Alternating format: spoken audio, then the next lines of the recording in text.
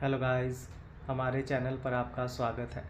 अगर आपको वीडियोस पसंद आ रही हैं तो प्लीज़ लाइक करें, कमेंट करें और शेयर करें। अगर आपने चैनल को अभी तक सब्सक्राइब नहीं किया है तो प्लीज़ चैनल को सब्सक्राइब करें। पंडित जी ने आहान को जन्नत की मांग में सिंदूर भरने और उसके गले में मंगलसूत्र पहनाने के लिए कहा। आहान ने मंगलसूत्र उठाया और जन्नत के गले में पहना दिया और फिर अपनी चुटकी में सिंदूर लेकर उसकी मांग भरने के लिए उसने हल्का सा उसका घूंघट उठाया ही था कि आरजू जल्दी से वहां पर आई और बोली, जब तक शादी पूरी नहीं हो जाती तब तक घूंघट नहीं उठाते हैं, तो बस थोड़ा सा हाँ। इतना कहकर उसने घूंघट के अंदर से ही आहान के हाथ से जन्नत की मांग भरवा दी। अति और मन्नत दोनों हैरान थे, क्योंकि ऐसी कोई रस्म नहीं थी कि शादी संपन्न होने से पहले दुल्हन का चेहरा धुला भी ना देख सकता। पर फिर भी उन्होंने कुछ नहीं कहा। जैसे ही आहान ने जन्नत की मांग में सिंदूर भरा, सब लोगों ने तालियां बजानी शुरू की, लेकिन तभी वहां पर अचानक से आवाज गूंजी, आहान। आवाज सुनकर आहान ने तुरंत चेहरा घुमाकर उस तरफ देखा जहां से आवाज आई थी। उसके सामने ही अमानत खड़ी थी, जो रोते हुए उसकी तरफ देख रही थी। अमानत को अपने सामने देखकर आहान बस उसे देखता ही रह गया। उसने आरजू की तरफ देखा और फिर अगले ही पल उसने जन्नत के चेहरे से वो घूंघट हटा दिया। सब लोग पहले अमानत को और फिर अब घूंघट के नीचे जन्नत को देखकर हैरान थे। मीडिया वाले तुरंत एक्टिव हो गए और जल्दी से जल्दी सबकी पिक्चर्स लेने लगे। आहान अपनी जगह से खड़ा हुआ और गुस्से से चिल्लाकर बोला, what the hell is this? तुम यहाँ क्या कर रही हो? जन्नत अपनी जगह पर बैठी बैठी कांपने लगी। उसे आहान के गुस्से से पहले से ही बहुत डर लगता था और अब तो आहान का गुस्सा हद से ज्यादा फूटने वाला था। अमानत तेजी से उसके पास आई और आहान की तरफ देखते हुए बोली, तुमने ये क्या किया आहान? तुमने जन्नत से शादी कर ली? आहान हैरानी से उसकी तरफ देख रहा था। वो अमानत के पास आया और बोला, तुम कहाँ थी अमानत? और ये जन्नत यहाँ पर?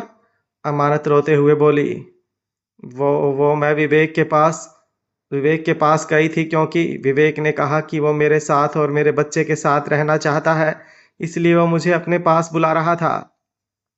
उसकी बात सुनकर आहान की आंखें बड़ी हो गई। अमानत रोते हुए बोली, लेकिन लेकिन मैंने उसे मना कर दिया था, पर उसने मुझे कहा कि अगर मैं उसके पास नहीं गई तो वो अपनी जान दे देगा। मैं बस उसे प्यार से समझाने गई थी, लेकिन तुमने मेरे पीछे से जन्नत से शादी कर ली। आहान गुस्से से बोला, तुम मुझे छोड़कर उस विवेक के पास गई? अमानत की आंखों से आंसू और भी ज्यादा तेज हो गए। वहीं उनकी बात सुनकर विवेक अमानत और उसके बच्चे के साथ रहना चाहता है। सब लोग समझ चुके थे कि अमानत प्रेग्नेंट है। मीडिया वाले तुरंत उनकी तरफ भागे आए और अमानत के आगे अपना माइक करते हुए बोले, क्या आप प्रेग्नेंट हैं मिस ठाकुर? क्या आप बिना शादी के ही प्रेग्नेंट हो गई हैं? क्या आपके बॉयफ्रेंड ने आपको धोखा दिया है? और आपने अपनी बहन के साथ मिस्टर आहान शेखावत की शादी क्यों करवाई? आहान ने गुस्से से जन्नत की तरफ देखा, जो अपनी जगह से उठकर खड़ी हो चुकी थी। आहान गुस्से से कांपता हुआ जन्नत के पास आया और बोला, तुम्हारी हिम्मत भी कैसे हुई शादी के मंडप में बैठने की? हाँ, क्या सोचा था तुमने? क्या सोचकर यहाँ पर बैठी तुम? कहते हुए उसने जन्नत के कंधे पर अपना हाथ रखा और उसे जोर से हिलाया तो जन्नत एक बार फिर से कांप उठी। अर्जुन तुरंत जन्नत के पास आया और बोला, ध्यान से आहान, मेरी बेटी है वो। आहान गुस्से से बोला, ओह रियली? तो अपनी बेटी को संभाल कर रखना था ना। शादी के मंडप में मेरे साथ क्या कर रही है वो? आहान का गुस्सा देखकर सब लोग थोड़ा सहम गए थे। आहान भले ही शांत रहता, मुस्कुराता रहता, लेकिन उसका गुस्सा भी उतना ही ज्यादा खतरनाक था। अमानत रोते हुए आहान के पास आई और बोली, मुझे नहीं पता क्या हुआ और क्या नहीं, लेकिन मुझे तुमसे शादी करनी है आहान। चलो चलो, हम अभी शादी करेंगे। इतना कहकर उसने आहान का हाथ पकड़ लिया। मीडिया वाले अपने ही लाइव कवरेज में लगे हुए थे। अपने अपने चैनल पर वो खुद न्यूज़ दिए जा रहे थे। अहान शेखावत की शादी में आया सबसे बड़ा ट्विस्ट। अमानत ठाकुर की जगह उनकी शादी हुई जन्नत ठाकुर से। अमानत ठाकुर बिना शादी के ही हुई प्रेग्नेंट। बॉयफ्रेंड ने दिया धोखा, इसलिए तो जल्दबाजी में हो रही थी अहान शेखावत से शादी। अपने बारे में ऐसी न्यूज़ सुनकर अमानत की आंखों से आंसू और भी ज्यादा तेज हो गए। वहीं दूसरी तरफ रेयान जो अभी अभी वहां पर आया था, वो ये सब देखकर एकदम से हैरान रह गया। उसकी नजरें जन्नत पर थीं, जो दुल्हन के श्रृंगार में खड़ी थी, लेकिन चेहरा बिल्कुल उतरा हुआ था। उसके कानों में जन्नत की कई बातें गूंज रही थी कि वो अहान से इतना प्यार करती है, अगर वो नहीं मिला तो शायद जी भी ना पाए। उन बातों के बारे में सोचते हुए उसकी आंखों में नमी आ गई। तारा, मन्नत, जश्न, अति और तक्षक सब लोग हैरान थे। किसी को समझ नहीं आ रहा था कि आखिर ये सब हुआ क्या। सब बस एक दूसरे का मुंह देख रहे थे। वहीं आरजू अभी तक बिल्कुल शांत खड़ी थी। तक्षक ने जब आरजू की तरफ देखा तो वो समझ चुका था कि जो भी हुआ है वो कहीं ना कहीं आरजू की मर्जी से हुआ है। अमानत अहान की तरफ देखते हुए बोली, तुम ये शादी नहीं मानते ना अहान? हम दोनों अभी शादी करेंगे। इस शादी का कोई मतलब नहीं है। अहान तुरंत बोला, ऑफ कोर्स इस शादी का कोई मतलब नहीं है। मैं इस शादी को बिल्कुल नहीं मानता। मैं जन्नत के साथ अपनी शादी को कभी एक्सेप्ट नहीं कर सकता। अर्जुन की आंखें बड़ी हो गई। अहान पंडित जी की तरफ देखते हुए बोला, आप शादी फिर से शुरू कीजिए पंडित जी। ये शादी गलत हुई है। इस शादी का कोई मतलब नहीं है। शादी मेरी और अमानत की होगी। पंडित जी उसकी बात सुनकर बोले, माफ कीजिएगा यजमान, लेकिन ये शादी हो चुकी है। ये कन्या आपकी पत्नी बन चुकी है। अब शादी नहीं टूट सकती। अहान गुस्से से चिल्लाकर बोला, लेकिन मैं शादी को नहीं मानता। तभी वहां पर जन्नत की आवाज गूंजी, लेकिन मैं इस शादी को मानती हूँ। उसकी बात सुनकर अहान, अमानत, अर्जुन और मन्नत चारों की आंखें हैरत में फैल गईं। अमानत तुरंत जन्नत के पास आई और बोली, ये क्या बकवास कर रही हो तुम जन्नत? तुम जानती हो ना मैं और अहान एक दूसरे से प्यार करते हैं। तुम ये बात बोल भी कैसे सकती हो? चलो जाओ यहाँ से और जाकर चेंज करो। इतना कहकर उसने जन्नत का हाथ पकड़ा और उसे लगभग से वहां से धक्का दिया। अर्जुन ने तुरंत जन्नत को अपनी बाहों में संभाला। अगर वो नहीं संभालता तो वो लड़खड़ा कर गिर जाती। जन्नत की आंखों से आंसू की दो बूंदें बह निकली। वो वापस अपनी जगह पर अच्छे से खड़ी हुई और अर्जुन की तरफ देखते हुए बोली, पापा मैं अहान से प्यार करती हूँ और मैं शादी को मानती हूँ। अर्जुन उसकी बातें सुनकर हैरान था, लेकिन वो जन्नत की आंखों में देख सकता था कि जन्नत जो बोल रही है वो सच है। अब उसे समझ में आया कि जब से अमानत की शादी फिक्स हुई थी, तब से जन्नत इस तरह से मायूस क्यों थी। क्यों उसने सुसाइड करने की कोशिश की। उसे खुद पर ही गुस्सा आ रहा था कि वो अपनी जन्नत को कैसे नहीं समझ पाया। मन्नत तुरंत जन्नत के पास आई और उसके चेहरे को अपने हाथों में थाम कर बोली, तुम ये क्या कह रही हो बेटा? मैं जानती हूँ तुम कुछ दिनों से ठीक नहीं हो, लेकिन तुम्हें ये सब सोचने की जरूरत नहीं है। तुम्हें ऐसे किसी जबरदस्ती के रिश्ते में रहने की जरूरत नहीं है। बेटा, माँ है ना, मम्मा को बताओ क्या प्रॉब्लम है। मम्मा पक्का सॉल्व करेंगी, लेकिन तुम्हें यूं ही किसी शादी में। अभी वो बोल ही रही थी कि जन्नत मन्नत के गले से लग गई और बोली, माँ मैं सच में अहान से प्यार करती हूँ और बहुत प्यार करती हूँ, और अब मेरी शादी अहान से हो चुकी है। अहान गुस्से से चिल्लाकर बोला, लेकिन मैं तुमसे प्यार नहीं करता। I just hate you. तुमने जो किया है ना, उसके बाद तो मैं तुम्हारी शक्ल भी नहीं देखना चाहता। मैं नहीं मानता इस शादी को। कहकर उसने अपने सर से सेहरा उतारा और नीचे जमीन पर फेंक दिया। अमानत भी अहान की तरफ देखते हुए बोली, तुम्हें शादी को मानने की जरूरत भी नहीं है। हम हम दोनों की शादी होनी थी और हम दोनों की ही शादी होगी। अभी वो बोल रही थी कि वहां पर जशन की आवाज गूंजी, शादी हो चुकी है और अब ना ही किसी की शादी होगी और ना ही किसी की शादी नामंजूर। अहान की शादी जन्नत से हुई है तो ये शादी अहान को भी माननी होगी और जन्नत को भी। जसन की आवाज सुनकर अहान हैरान रह गया। वो तुरंत जसन के सामने आकर खड़ा हुआ और बोला, आप मेरे साथ ऐसा नहीं कर सकते एमडी। आप जानते हैं मैं जन्नत के साथ नहीं रह सकता। जन्नत के साथ क्या, मैं किसी भी लड़की के साथ नहीं रह सकता। मैं अमानत से प्यार करता हूँ। जसन उसकी बात बीच में काट कर बोला, लेकिन तुम्हारी शादी जन्नत के साथ हुई है। अहान बेफिक्री से बोला, that is not my problem. Jason expressions less होकर बोला, लेकिन जन्नत शेखावत खानदान की बहू बन चुकी है और अब उसकी जगह कोई और नहीं ले सकता। अहान गुस्से से कांपते हुए बोला, ओके, तो मैं खुद को इस खानदान से ही अलग कर लेता हूँ। आप रखिए अपना खानदान अपने पास, मुझे नहीं चाहिए। मुझे अमानत से शादी करनी है, वो मैं करके ही रहूंगा।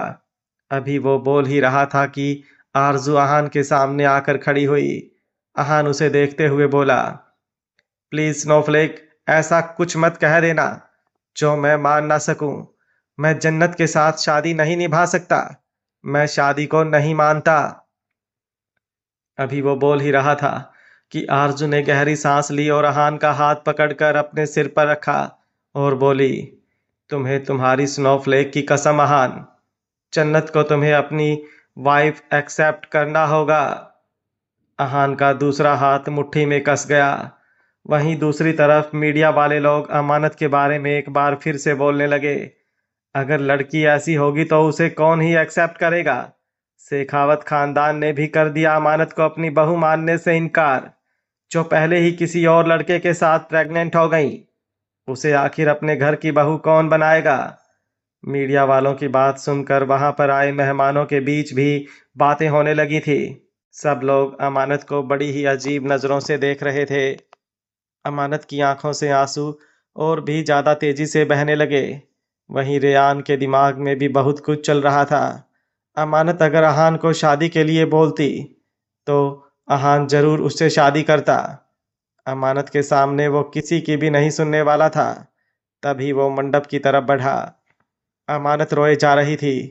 अर्जुन और मन्नत उसे रोते हुए देख रहे थे, लेकिन उन्हें खुद समझ नहीं आ रहा था कि इस वक्त वो किसका साथ दे, जन्नत का या फिर अमानत का। जन्नत ने आज तक अपने लिए कुछ मांगा ही नहीं था और अमानत ने हमेशा से अपनी हर जिद पूरी करवाई थी। लोगों के बीच बातें जारी थी। तभी एक औरत मुंह बनाते हुए बोली, ऐसी लड़की से कौन ही शादी करेगा। हम तो कभी इसे अपने घर की बहू ना बनाए। पैसों से कुछ भी खरीदा जा सकता होगा, लेकिन कैरेक्टर नहीं खरीद सकते लोग। इतने खानदान की बेटी और इतनी घटिया हरकत हमने तो सोचा नहीं था। अमानत ने अपना चेहरा झुका लिया। तभी एक आदमी बोला, अरे ये तो आजकल के चौंचले हैं। अहान शेखावत ही प्यार में अंधा हो रहा है जो इससे शादी करना चाहता है, वरना कोई लड़का इसकी तरफ देखेगा भी नहीं। एक औरत और बोली, ये तो आपने सही कहा। मुझे नहीं लगता कि अब इस अमानत ठाकुर से कोई शादी करेगा। अभी वो बोल ही रही थी कि रेयान ने अपनी मुट्ठी में भरा हुआ सिंदूर अमानत की मांग में भर दिया और बोला, मुझे करनी है अमानत से शादी। सबको एक और बड़ा झटका लगा। अहान ने अमानत की तरफ देखा तो उसकी मांग में रेयान सिंदूर भर चुका था। अमानत हैरानी से रेयान की तरफ देखने लगी। रेयान अमानत की तरफ देखते हुए बोला, मैं प्यार करता हूँ अमानत से और उससे शादी करना चाहता था, लेकिन कभी कह नहीं पाया। पर मुझे लगता है कि अब किसी और को अमानत से कुछ कहने की ज़रूरत नहीं है। अब अमानत अमानत ठाकुर नहीं, अमानत रेयान सिंह राठौड़ है और मैं अपनी बीवी के बारे में कोई बकवास बर्दाश्त नहीं करूंगा। अमानत की आंखों से आंसू और भी ज्यादा तेज हो गए। तभी अचानक से उसे चक्कर आए और वो बेहोश होकर नीचे जमीन पर गिरने लगी। रेयान ने तुरंत उसे अपनी बाहों में संभाला। अहान तुरंत अमानत की तरफ बढ़ने लगा, लेकिन आरजू ने उसका हाथ पकड़कर उसे रोक लिया और अपना सर ना में हिलाया। रेयान ने अमानत को अपनी गोद में उठाया और उसे लेकर अंदर की तरफ बढ़ा। अहान आरजू की तरफ देखते हुए बोला, ये आपने ठीक नहीं किया स्नोफ्लेक। बहुत गलत किया आपने। आरजू की आंखों में नमी तैर गई। अहान जन्नत के पास आया और उसके सामने आकर खड़ा हो गया। जन्नत ने अपनी नजरें झुका रखी थी। अहान उसे गुस्से से देखते हुए बोला, मेरी तरफ देखो। जन्नत ने नजरें उठाकर उसकी तरफ देखा। ठाकुर मेंशन। अहान के कहने पर जन्नत ने नजरें उठाकर उसकी तरफ देखा। अहान ने जन्नत की आंखों में देखते हुए पूछा, प्यार करती हो तुम मुझसे? जन्नत ने भी उसकी आंखों में आंखें डालकर अपना सिर हाँ में हिलाया और बोली, बहुत। अहान व्यंग्य से हंसा और बोला, मैंने सोचा नहीं था जन्नत कि तुम इस तरह की घटिया लड़की निकलोगी। अर्जुन जोर से चिल्लाया, mind your language mister Ahaan Shekhawat. अपनी बेटी के खिलाफ एक शब्द नहीं सुनूंगा मैं। अहान ने अपना हाथ दिखाकर उसे रोका। वहीं जन्नत भी बिना अर्जुन की तरफ देख ही बोली, पापा अहान मुझसे बात कर रहा है, करने दीजिए, मैं जवाब खुद दे सकती हूँ। अर्जुन हैरानी से जन्नत की तरफ देखता ही रह गया। अहान के चेहरे पर तिरछी मुस्कुराहट आ गई। अहान जन्नत की तरफ देखते हुए बोला, देखने में तुम भोली भाली और मासूम लगती हो। मैंने कभी सोचा नहीं था कि तुम इस तरह की साजिश भी रच सकती हो। अब तो मुझे कन्फर्म है कि अमानत को भी इस शादी से तुमने ही भेजा होगा। उसे मैनिपुलेट किया होगा और अमानत तुम्हारी बातों में आ गई होगी।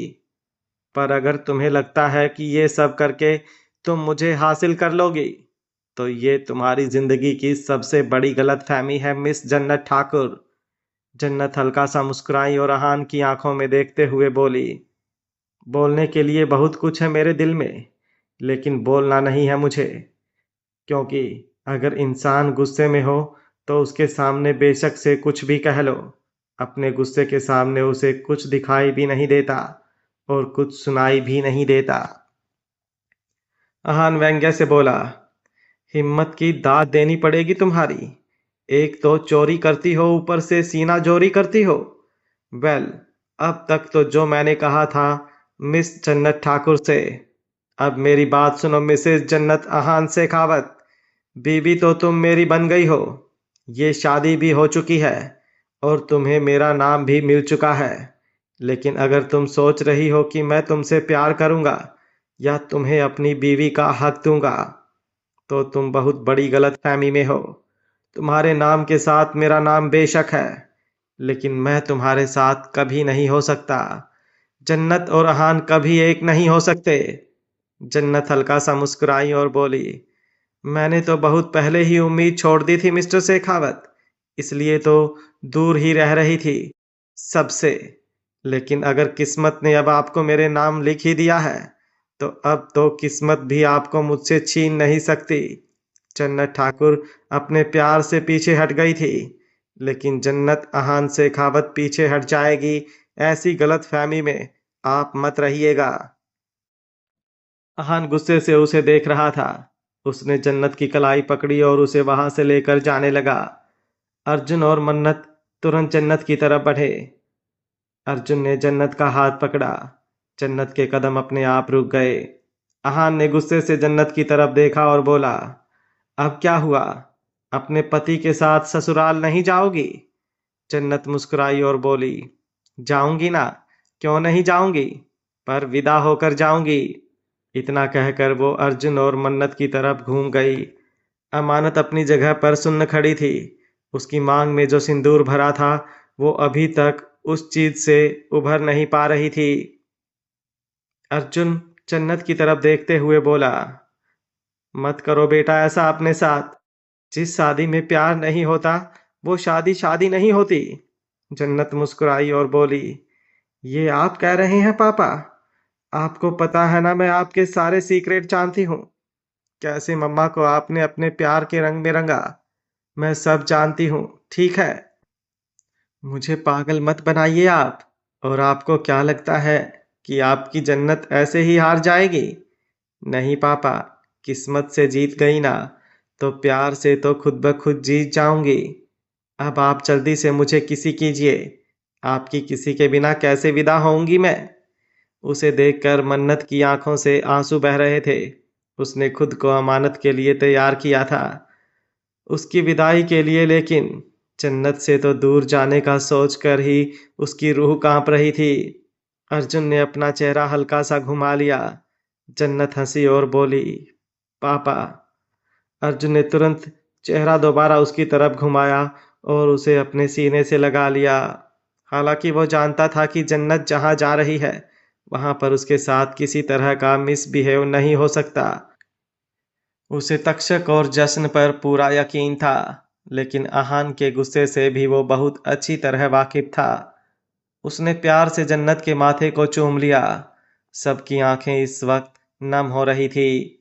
आहान ने जन्नत की कलाई पर अपनी पकड़ और ज्यादा कस दी तो जन्नत हल्का सा मुस्कुराते हुए अर्जुन से पीछे हो गई। अगले ही पल आहान ने उसे खींचा और लगभग यूं ही खींचते हुए उसे अपने साथ लेकर जाने लगा। अर्जुन की गुस्से से मुठ्ठियां कसी हुई थी। उसका मन कर रहा था कि अभी आहान को रोके और जन्नत को कहीं भी ना जाने दे। तभी तक्षक उसके पास आया और उसके कंधे पर अपना हाथ रखा। अर्जुन गुस्से से दांत पीसते हुए बोला, अगर आहान की वजह से मेरी जन्नत को कुछ हुआ ना तो मैं बर्दाश्त नहीं कर पाऊंगा। तक्षक उसे समझाते हुए बोला, तुम बहुत अच्छी तरह से जानते हो आहान को। बेशक से गुस्सा करता है, लेकिन वो ऐसा कुछ नहीं करेगा जिससे जन्नत को कोई तकलीफ हो। डोंट वरी, वो शेखावत फैमिली में जा रही है, वहां पर उसके साथ कुछ भी गलत नहीं होगा। तक्षक को भी इन सब चीजों में बहुत गुस्सा आ रहा था। जो भी हुआ वो बहुत गलत था, लेकिन आरजू की वजह से वो चुप था, क्योंकि उसे समझ आ चुका था कि ये सब कुछ आरजू की मर्जी से ही हुआ है। कुछ देर बाद जश्न, अति, तक्षक और आरजू भी वहां से निकल चुके थे। वहीं दूसरी तरफ अंदर अमानत बेहोश थी। डॉक्टर इसका चेकअप करके गए थे। रेयान अभी भी वहीं पर खड़ा था और अर्जुन और मन्नत रेयान की तरफ देख रहे थे। जन्नत की शादी तो आहान के साथ हो चुकी थी और वो शेखावत मेंशन भी जा चुकी थी, लेकिन अब उन्हें समझ नहीं आ रहा था कि अमानत का क्या फैसला होगा। वहीं तारा को रेयान पर बहुत गुस्सा आ रहा था। उसने निर्भय को वहां से चलने के लिए कहा और साथ ही साथ रेयान को भी। रेयान एक्सप्रेशन लेस होकर बोला, एक बार अमानत ठीक हो जाए मोम, मैं अमानत को लेकर आ जाऊंगा। तारा गुस्से से बोली, तुम्हें जो करना है करो, मुझे अब तुमसे कोई बात नहीं करनी। जो इंसान खुद से झूठ बोलते हो ना, उससे कुछ बोलने का फायदा भी नहीं। इतना कहकर तारा वहां से चली गई। निर्भय उसके पीछे पीछे आया। तभी अमानत की आंखें खुली और आंखें खुलते ही वो तुरंत बेड पर उठकर बैठी। उसके पेट में जोरों से दर्द उठा। मन्नत जल्दी से उसके पास आई और उसे संभालते हुए बोली, तुम तुम ठीक तो हो ना? अमानत ने कुछ नहीं कहा। उसकी नजरें रेयान पर गईं जो चुपचाप वहां पर खड़ा था और उसकी नजरें झुकी हुई थी। अमानत अपनी जगह से खड़ी हुई। मन्नत हैरानी से देखते हुए बोली, क्या कर रही हो तुम बेटा? तुम्हें आराम की जरूरत है। अमानत रेयान के सामने आई और बोली, शादी हो चुकी है ना हमारी? रेयान ने हैरानी से उसकी तरफ देखा। अमानत एक बार फिर से बोली, हो चुकी है ना हमारी शादी? रेयान ने अपना सिर हल्का सा हाँ में हिलाया। अमानत बिना एक्सप्रेशन के बोली, तो फिर हम यहाँ पर क्या कर रहे हैं? अभी तक तुम मुझे यहाँ से अपने घर लेकर क्यों नहीं गए? रेयान को भी समझ नहीं आ रहा था कि अमानत क्या बोले जा रही है। वो धीमे से बोला, तुम्हारी तबीयत खराब थी। अमानत उसकी बात बीच में काट कर बोली, लेकिन अब मेरी तबीयत सही है, मुझे यहाँ नहीं रुकना। अगर तुम मुझे अपने साथ अपने घर लेकर चल रहे हो तो ठीक है, नहीं नहीं तो मैं यहाँ से जा रही हूँ। इतना कहकर वो आगे बढ़ने लगी। रेयान ने तुरंत उसका हाथ पकड़ा और बोला, तुम्हें कहीं जाने की जरूरत नहीं है अमानत, हम हमारे घर चल रहे हैं। इतना कहकर उसने उसका हाथ और भी ज्यादा कसकर पकड़ लिया। अर्जुन और मन्नत अमानत को बस हैरानी से देखते ही रह गए। रेयान ने अर्जुन की तरफ देखा और आंखों ही आंखों से परमिशन ली। तो अर्जुन ने अपना चेहरा हल्का सा हाँ में हिलाया। मन्नत अब हैरानी से अर्जुन की तरफ देख रही थी। वो अमानत की तरफ बढ़ने लगी, लेकिन मन्नत का हाथ पकड़कर अर्जुन ने उसे रोक लिया। रेयान अमानत का हाथ पकड़कर आगे बढ़ गया। दोनों बाहर आकर गाड़ी में बैठे और रेयान ने गाड़ी राठौर मैंशन की तरफ बढ़ा दी। कुछ देर बाद राठौर मैंशन। तारा हॉल में खड़ी थी और निर्भय और आरती जी और संजय जी भी वहां पर थे। सब लोग तारा को समझाने की कोशिश कर रहे थे कि अब जो हो गया सो हो गया, अब उसे बस इस शादी को एक्सेप्ट कर लेना चाहिए। निर्भय तारा के पास आया और उसके कंधे पर अपना हाथ रखकर बोला, बबलगम प्लीज इस तरह से रिएक्ट मत करो। अमानत की हालत भी ठीक नहीं है और रेयान भी कह रहा है ना, वो अमानत से प्यार करता है, तो जो हो गया उसे भूल जाओ। तारा गुस्से से चिल्लाकर बोली, ऐसे कैसे भूल जाऊं मिस्टर राठौर? मैं बहुत अच्छी तरह से जानती हूं कि रेयान अमानत से प्यार नहीं करता, वो जन्नत से प्यार करता है। और आप कह रहे हैं कि मैं अमानत के साथ उसकी शादी एक्सेप्ट कर लूं, सब कुछ जानते हुए भी उसकी लाइफ बर्बाद होने दूं? बिना प्यार के कोई कैसे ऐसे शादी के रिश्ते में रह सकता है? No, never. मैं मेरे रेयान को सफर नहीं करने दूंगी। जन्नत के साथ उसकी शादी नहीं हुई, इट्स ओके, लेकिन इसका मतलब ये नहीं है कि वो किसी को भी मुंह उठाकर इस घर में। अभी वो बोल ही रही थी कि दरवाजे पर कदमों की आहट हुई। अभी अभी तारा ने जो बोला वो रेयान ने भी सुना और अमानत ने भी। अमानत ने अपनी नजरें झुकाई हुई थी।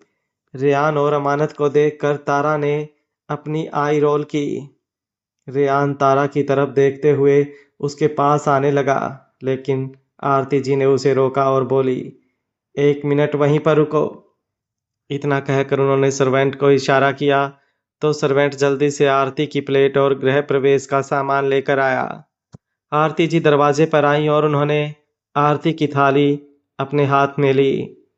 तारा गुस्से से बोली, आप लोगों को जो करना है कीजिए, लेकिन मैं इस शादी को कभी एक्सेप्ट नहीं करूंगी। जिस लड़की से मेरा बेटा प्यार नहीं करता, उस लड़की को मैं कभी अपनी डॉटर इन लॉ एक्सेप्ट नहीं कर सकती।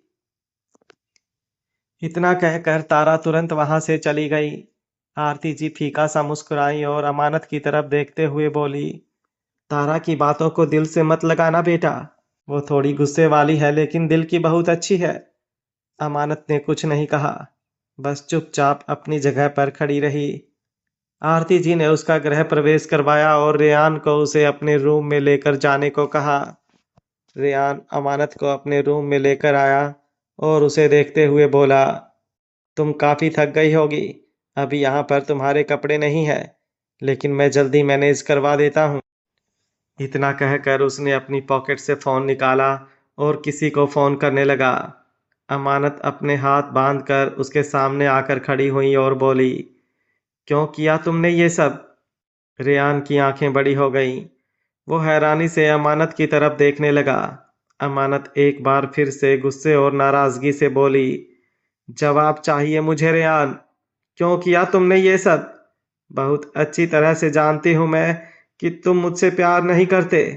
मैंने कभी तुम्हारी तरफ से ऐसी कोई फीलिंग महसूस ही नहीं की, तो तुमने ये झूठ क्यों कहा सबसे?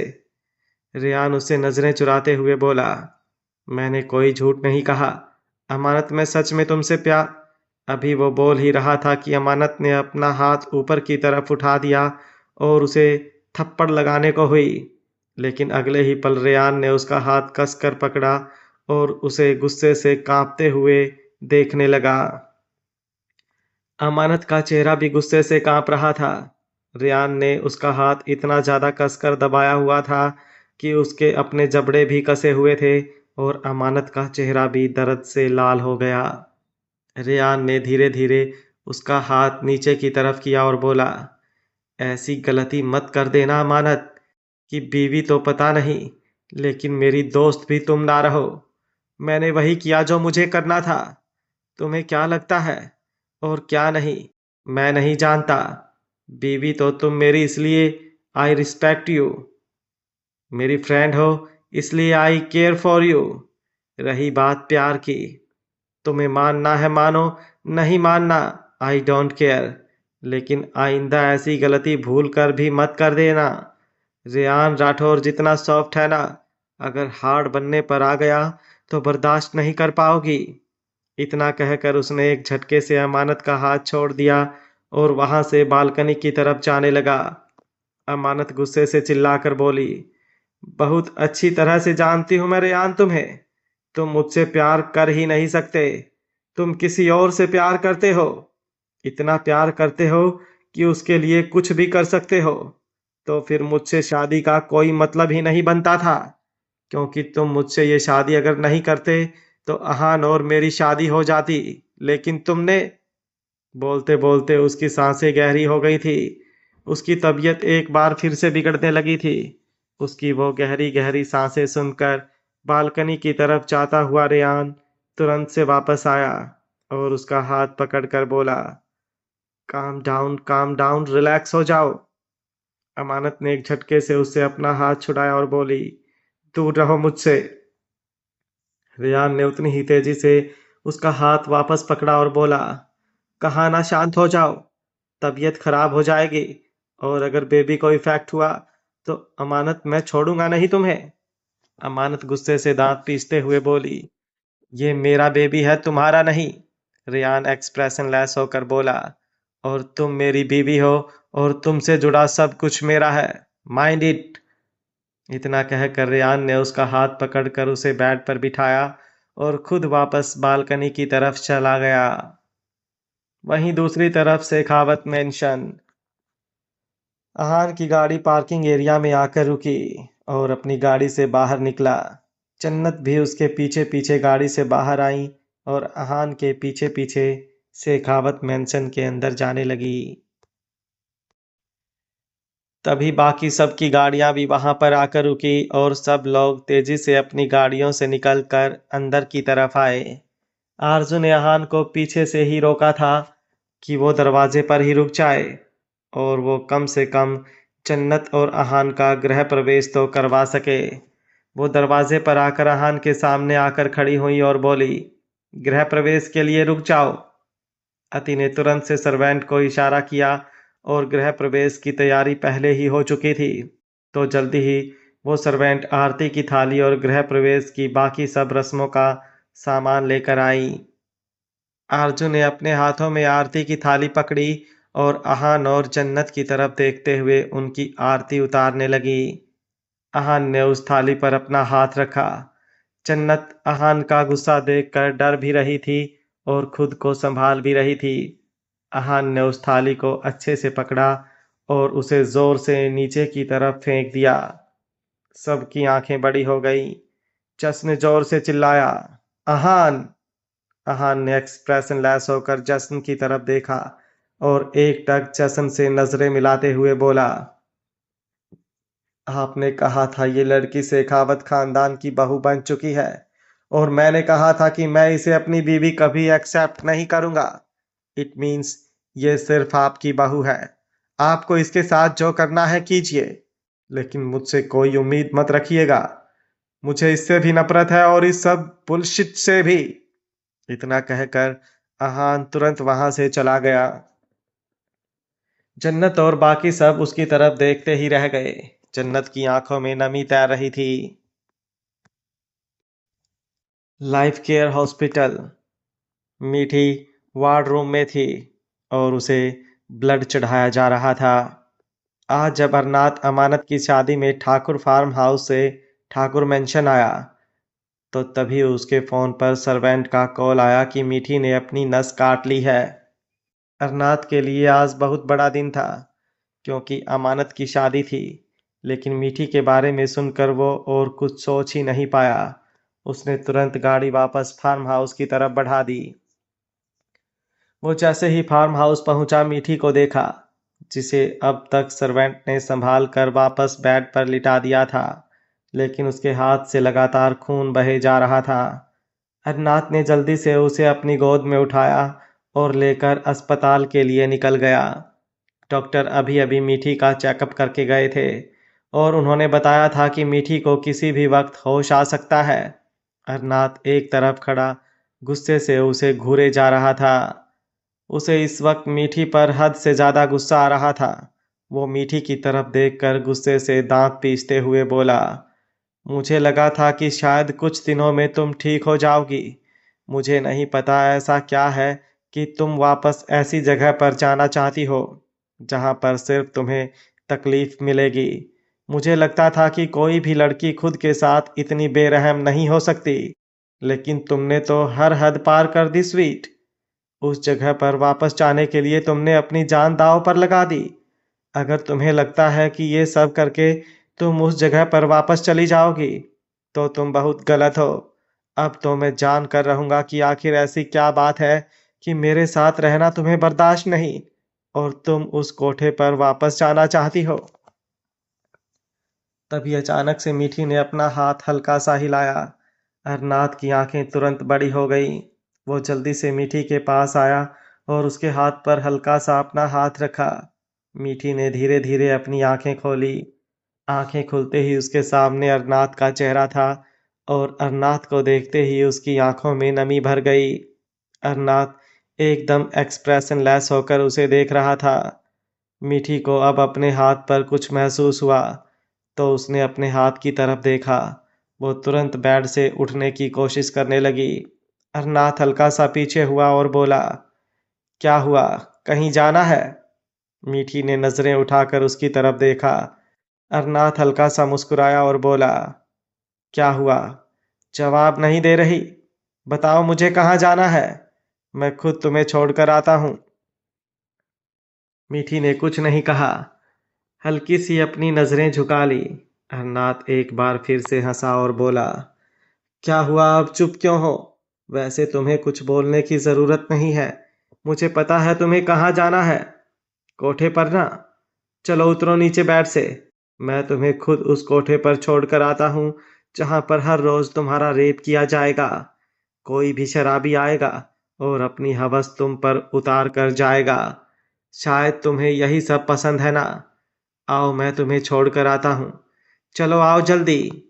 इतना कहकर अरनाथ ने उसे खड़े होने का इशारा किया। मीठी उसकी तरफ देखते ही रह गई। अब तक अरनाथ उसे कहीं जाने नहीं दे रहा था और उन सब बातों से परेशान होकर ही उसने अपनी नस काट ली थी। और अब अरनाथ उसे कह रहा था कि वो खुद उसे छोड़कर आएगा। अरनाथ मुस्कुराया और बोला, क्या हुआ, अब बैठी क्यों हो? आओ मेरे साथ चलो। इतना कहकर उसने मीठी के करीब आकर उसके हाथ से कैनुला निकाला और उसका हाथ पकड़कर उसे बेड से खड़ा किया। मीठी उसकी तरफ देखती ही रह गई। जैसे ही वो अपने पैरों पर खड़ी हुई, दर्द से उसकी आह निकल गई। उसकी पूरी बॉडी में बहुत दर्द महसूस हो रहा था, जैसे जान निकली जा रही थी। ब्लड लॉस इतना ज़्यादा हुआ था कि कुछ ही देर में वो इतनी वीक हो गई थी कि वो अपने पैरों पर ढंग से खड़ी भी नहीं हो पा रही थी। अरनाथ ने उसे हल्का सा आगे की तरफ खींचा। मीठी गुस्से से बोली, मेरा हाथ छोड़ो, मुझे जहां जाना है मैं खुद चली जाऊंगी। अरनाथ ने उसकी तरफ देखा और बोला, तुम इतनी तकलीफ क्यों उठाती हो स्वीट? मैं तुम्हें वहां से लेकर आया था ना। सोचा था जिस लड़की को मैं गलती से अपना बना बैठा हूँ, उस लड़की को अब पूरी तरह से अपनाऊंगा। हमेशा से सोचा था मैंने कि कभी किसी लड़की को अपने करीब नहीं आने दूंगा, क्योंकि रिलेशंस और ये सब चीज़ मुझे अपने लिए लगते ही नहीं थे। लेकिन जब तुम मेरे करीब आई तो उसी वक्त मैंने सोच लिया कि अब तुम्हारे अलावा किसी और को मैं अपने करीब नहीं आने दूंगा। जब तुम्हारे बारे में पता चला तो सोचा कोई बात नहीं, शायद तुम्हारी किस्मत में था वो सब। लेकिन अब मैं तुम्हारी किस्मत बदल दूंगा, तुम्हें अपना बना दूंगा, तुम्हें अपना नाम दूंगा, तुम्हें उस नर्क से निकाल लूंगा। लेकिन नहीं, अब मुझे समझ आया कि वैश्या वैश्या क्यों होती है। मजबूरियां ही सब कुछ नहीं होती, कुछ अपने शौक भी होते हैं। इतना कहते हुए अरनाथ के चेहरे पर बहुत ही नफरत भरे एक्सप्रेशन थे। मीठी की आंखें बड़ी हो गई। वो तुरंत बोली, आपको जजमेंट पास करने का कोई हक नहीं है। मुझे जहां जाना है मैं चली जाऊंगी और मुझे आपका कोई एहसान नहीं चाहिए। जो गलती हुई थी उसकी कीमत आप अदा कर चुके हैं और इस बिजली को सिर्फ कीमत से मतलब है। कीमत देने वाला बेशक से शराबी हो या कुछ भी हो, कोई फर्क नहीं पड़ता। जो जिस्मों को खरीद रहा है उसे पूरा हक है उन जिस्मों को इस्तेमाल करने का। इतना कहते हुए उसकी आवाज कांप रही थी। अरनाथ व्यंग्य से हंसा और बोला, कमाल कर दिया तुमने स्वीट। आज तक मैंने तुम जैसी लड़की नहीं देखी। इतना कहते हुए उसके बेहद करीब आया और उसे कंधों से पकड़कर बोला, आखिर बात तो बताओ मुझे कि ऐसी भी क्या बात है जो तुम खुद के साथ इतना गलत कर रही हो। बहुत अच्छी तरह से जानता हूं मैं वहां पर बंद कमरों में क्या होता है। दर्द से जान निकलती है लड़कियों की, लेकिन हवस पूरी करने वालों को उन लड़कियों के दर्द से कोई मतलब नहीं होता। मतलब होता है तो सिर्फ उनके जिस्म से। मीठी उसकी बात बीच में काट कर बोली, तो पैसा भी तो वो जिस्म के लिए देते हैं ना। कोई अपनी सेटिस्फिकेशन के लिए पैसे दे रहा है तो दूसरों का दर्द वो क्यों देखेगा। जिस चीज का मोल दिया जाता है वो चीज इस्तेमाल भी की जाती है, फिर चाहे वो चीज दुखी हो या खुश, इससे कोई फर्क नहीं पड़ता। और मुझे कोई दुख नहीं होता, मैं खुश हूं अपने काम से। वैसा मेरी पहचान है तो मैं इस पहचान से खुश। अभी वो बोल ही रही थी कि अरनाथ ने उसकी कलाई को कसकर पकड़ा और उसे अपनी तरफ खींचते हुए बोला, लेकिन मुझे मेरी बीवी के मुंह से ये घटिया शब्द सुनना भी बर्दाश्त नहीं।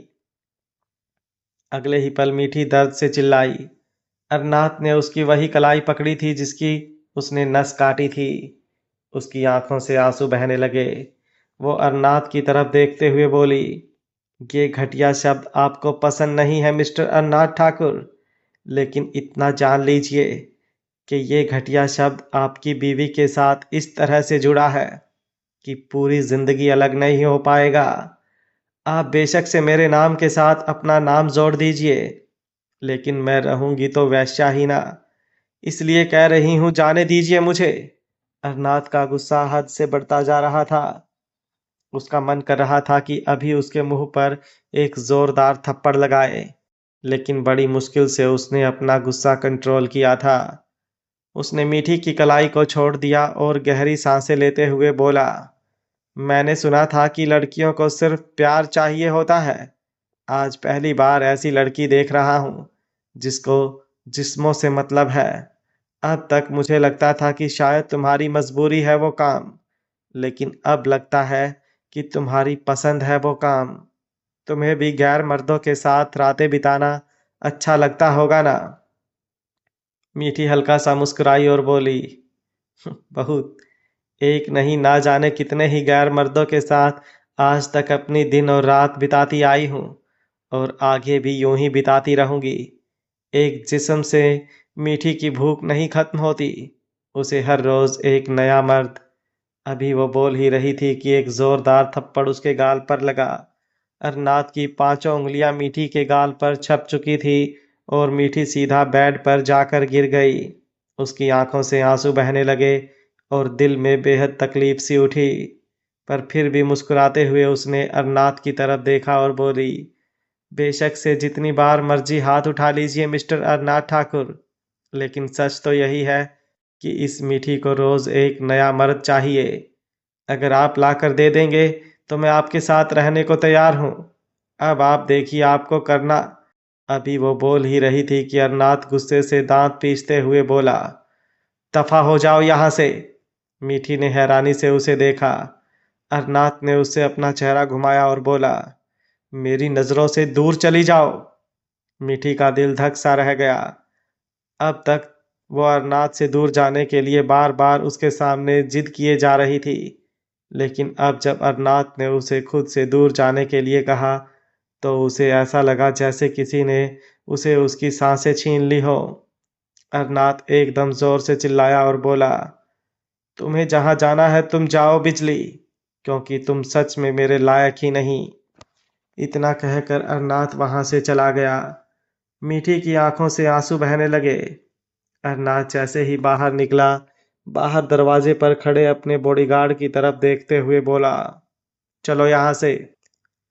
उसके बॉडीगार्ड ने कुछ कहना चाहा, लेकिन जैसे ही अरनाथ ने उन्हें घूर कर देखा, वो उसके सामने कुछ कह ही नहीं पाए और तुरंत अरनाथ के पीछे पीछे चलने लगे। कुछ देर बाद मीठी वहां से बाहर आई तो देखा अरनाथ जा चुका है और उसके बॉडीगार्ड भी। उसके दिल में एक हुक सी उठी और उसने एक पल के लिए अपनी आंखें बंद कर ली। अरनाथ जैसे ही हॉस्पिटल से बाहर निकला, उसके फोन पर अर्जुन का फोन आने लगा। अर्जुन का फोन आते देख अरनाथ के चेहरे पर परेशानी भरे एक्सप्रेशन आ गए। इस वक्त वो किसी से बात नहीं करना चाहता था, लेकिन अर्जुन का फोन वो इग्नोर भी नहीं कर सकता था। उसने कुछ सोचते हुए कॉल रिसीव किया और बोला, प्लीज डैड, इस वक्त मैं किसी से कोई बात। अभी वो बोल ही रहा था कि सामने से अर्जुन की आवाज आई, जन्नत जा चुकी है अरनाथ। जन्नत का नाम सुनकर ही अरनाथ की आंखें बड़ी हो गईं और वो हैरानी से बोला, क्या क्या कहा आपने डैड? जन्नत जा चुकी है? कहाँ जा चुकी है? अर्जुन बड़ी तकलीफ भरी आवाज में बोला, जन्नत की शादी हो गई है अरनाथ। अरनाथ की आंखें बड़ी हो गई। वो परेशान होते हुए बोला, आप ये क्या बोल रहे हैं डैड? जन्नत की शादी? Are you serious? जन्नत कितनी छोटी है और कौन सी शादी? किससे शादी? आप क्या बात कर रहे हैं? मेरी जन्नत ठीक तो है ना? वह कहाँ है? मैं अभी आ रहा हूँ घर पर। इतना कहकर वो फोन डिस्कनेक्ट करने वाला था कि अर्जुन के सामने से आवाज आई, जन्नत ने अहान से शादी कर ली है। जन्नत और अहान की शादी का जिक्र सुनकर ही अरनाथ के पैरों तले जमीन खिसक गई। वो धीरे से बोला, लेकिन अहान की शादी तो अमानत से हो रही थी ना, तो ये सब। सामने से अब सिर्फ अर्जुन की आवाज आती रही। अरनाथ कुछ कह ही नहीं पाया, पर गुस्से से उसकी मुट्ठियां कस रही थी। कुछ देर बाद उसने कॉल डिस्कनेक्ट किया और अपनी गाड़ी में बैठकर शेखावत मैंशन के लिए निकल गया। वहीं दूसरी तरफ शेखावत फार्म हाउस। प्याली बाहर गार्डन एरिया में थी। वो गार्डन एरिया में घास पर बैठी थी और अपने हाथों से घास को बार बार खींचे जा रही थी। तभी उसे ऐसा लगा जैसे कोई उसे घूर कर देख रहा हो। किसी की नज़र में खुद पर महसूस कर सकती थी। उसने तुरंत चेहरा ऊपर इधर उधर घुमाया, लेकिन उसे कोई नजर नहीं आया। वो खुद से ही बोली, मुझे ऐसा क्यों लग रहा है कि कोई मुझे देख रहा है? ये ऐसे ही कोई गलतफहमी या इत्तेफाक नहीं हो सकता, कुछ तो है। इतना कहते हुए एक बार फिर से इधर उधर देख रही थी, पर जब उसे कोई दिखाई नहीं दिया तो वो अपनी जगह से उठने लगी। तभी उसके कानों में आवाज सुनाई दी, यहाँ क्या कर रही हो तुम? उसने नजर उठाकर देखा तो सामने अक्षर खड़ा था। अक्षर को देखकर उसने हल्का सा मुंह बनाया।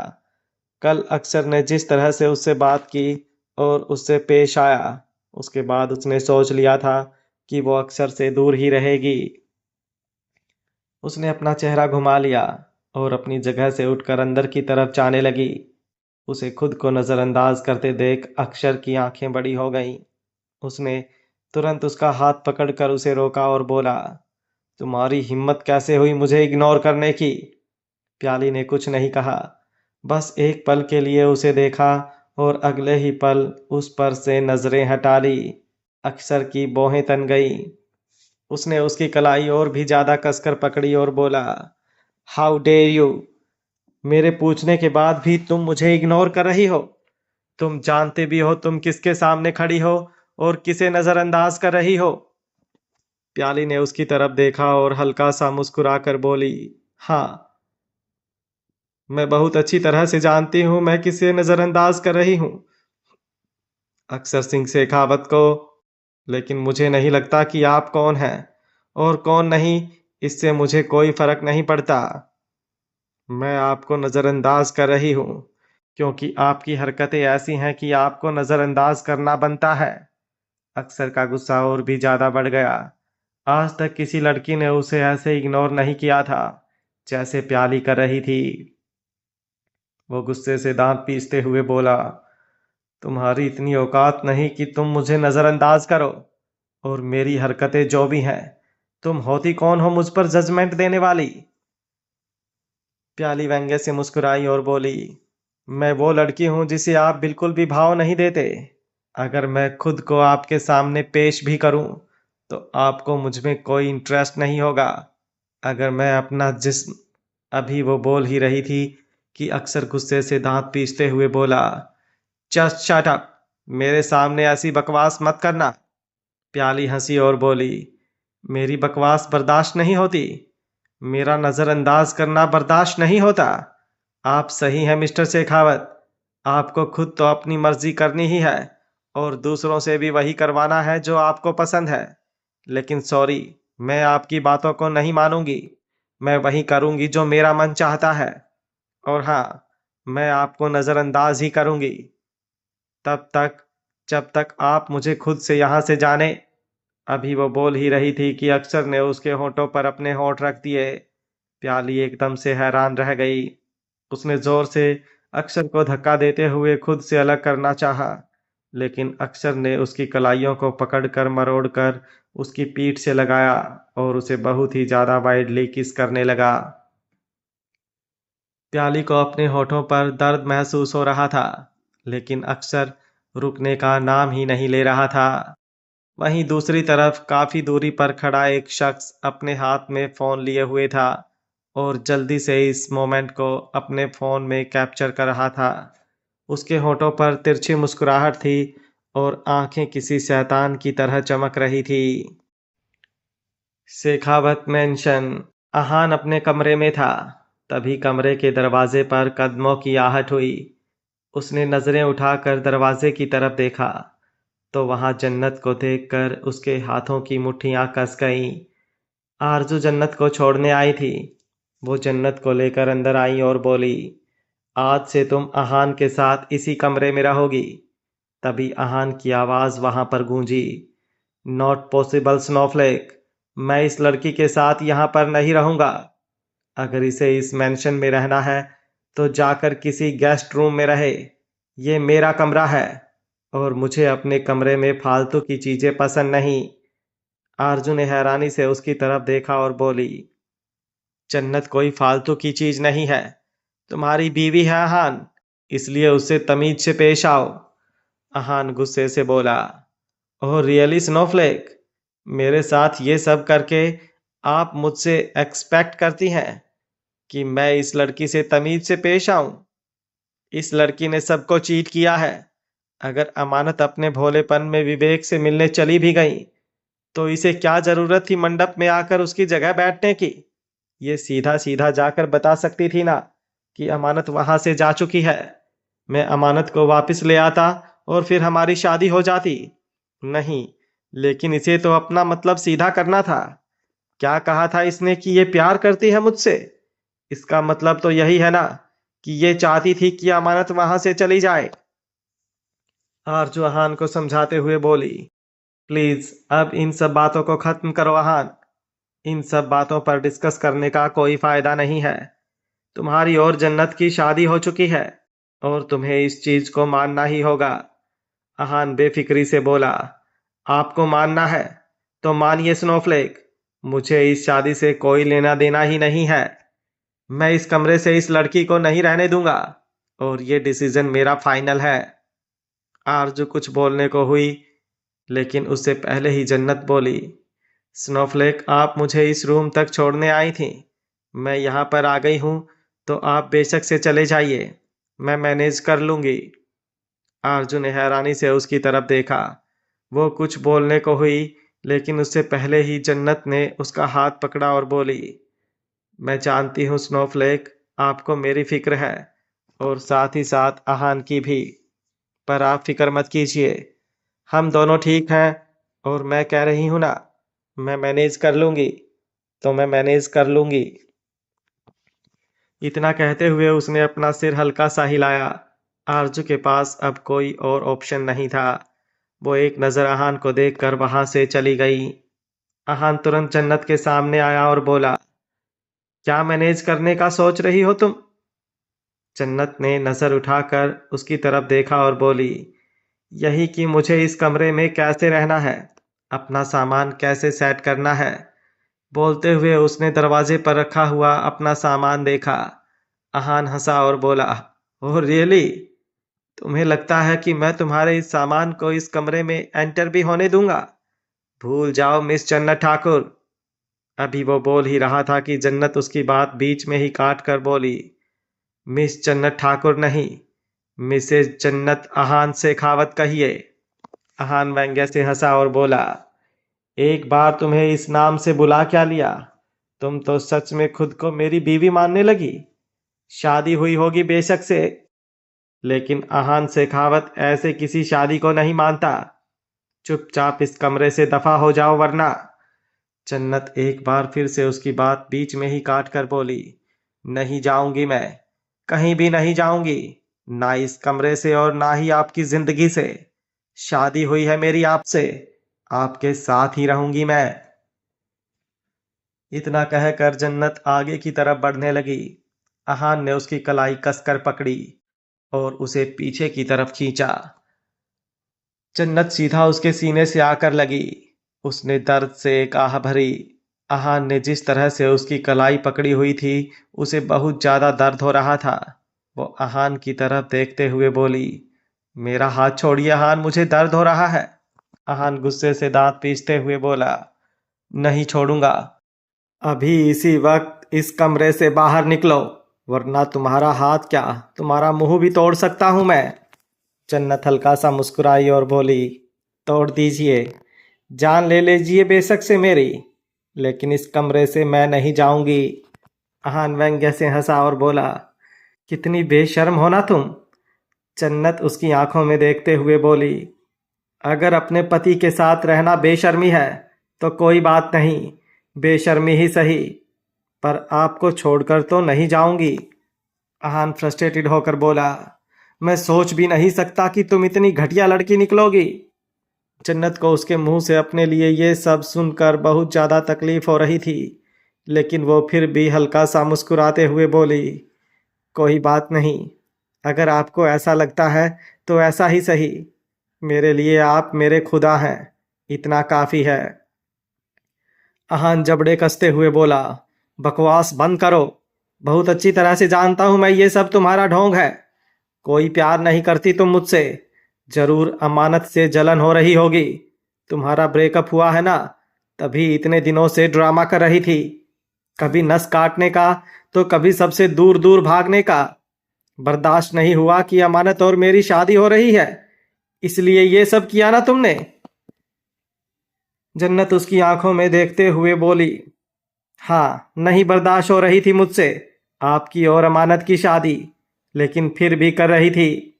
सही कहा आपने कि मुझे तकलीफ हो रही थी आप दोनों को साथ देखकर, क्योंकि आपसे प्यार करती हूं मैं, और अपने प्यार को किसी और के साथ देखना कितना तकलीफ देता है, अहान, ये मैं आपको बता भी नहीं सकती। लेकिन मैंने शादी इसलिए नहीं की क्योंकि मुझे आपकी और अमानत दी की शादी तोड़नी थी। ये शादी मैंने इसलिए की क्योंकि अमानत दी वहां पर नहीं थी, और ऐसे में आपके नाम पर कोई उंगली। अहान ने एक झटके से उसे छोड़ा और धक्का देते हुए बोला, बकवास बंद करो अपनी। तुम मुझे बताओगे कि तुमने मुझसे शादी क्यों की? क्या कहना चाहती हो कि लोग मेरे बारे में फालतू बकवास ना करें, इसलिए तुमने मुझसे शादी की? मुझे ना पागल मत बनाओ, तुम जैसी लड़कियों को मैं बहुत अच्छी तरह से जानता हूँ, एक नहीं हजारों आगे पीछे घूमती हैं मेरे, और अगर तुम भी मेरे आसपास मंडराती रहोगी ना, मुझे फर्क नहीं पड़ता। पर ये भूल जाओ कि मैं कभी तुम्हें अपनी बीवी मानूंगा। मैं तुम्हें ना इस कमरे में रहने दूंगा और ना ही अपनी जिंदगी में। इतना कहकर उसने एक बार फिर से जन्नत की कलाई पकड़ी और उसे खींचते हुए बाहर की तरफ लेकर आया। जन्नत को इस बार भी बहुत ज्यादा दर्द हो रहा था।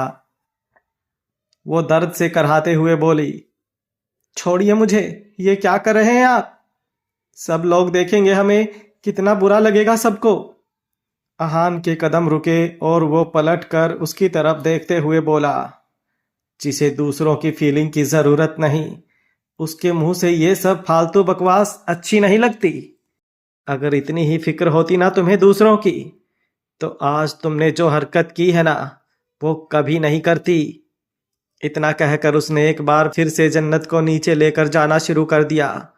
वो उसे लगभग से खींचते हुए सीढ़ियों से लेकर आ रहा था। उन दोनों की आवाज सुनकर जश्न, अति, तक्षक और आरजू चारों हाल में इकट्ठा हो चुके थे। जश्न और तक्षक दोनों आहान की यह हरकत देखकर गुस्से से कांप रहे थे। जश्न कुछ बोलने को हुआ, लेकिन अति ने तुरंत उसे रोक दिया और आरजू ने भी तक्षक को कुछ कहने ही नहीं दिया। आहान ने नीचे हॉल में लाकर एक झटके से जन्नत को छोड़ा और बोला, मेरे रूम में रहने की बात करती हो ना तुम? अगर तुम अर्जुन ठाकुर की बेटी ही नहीं होती ना, तो तुम्हारी औकात इस घर के सर्वेंट क्वार्टर में रहने की भी नहीं थी। तभी वहां पर अचानक से एक आवाज गूंजी, बकवास बंद मिस्टर आहान शेखावत, वरना तुम्हारी जुबान खींच लूंगा मैं। यह आवाज सुनकर सबकी आंखें बड़ी हो गई। एक साथ सब ने पलट कर दरवाजे की तरफ देखा तो वहां पर अरनाथ खड़ा था, जो गुस्से से कांप रहा था।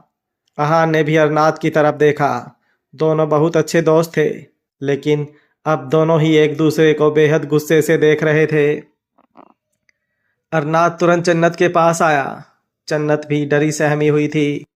उसे डर इसलिए नहीं लग रहा था कि आहान उसे कुछ बोल रहा था। उसे उस चीज के लिए उसने खुद को मजबूत कर रखा था, लेकिन अरनाथ को वहां पर देखकर उसे डर लग रहा था। वो हैरानी से बोली, आप यहाँ पर भाई? अरनाथ ने उसे घूर कर देखा और बोला, तुम्हारी हिम्मत भी कैसे हुई जन्नत यहाँ पर आने की?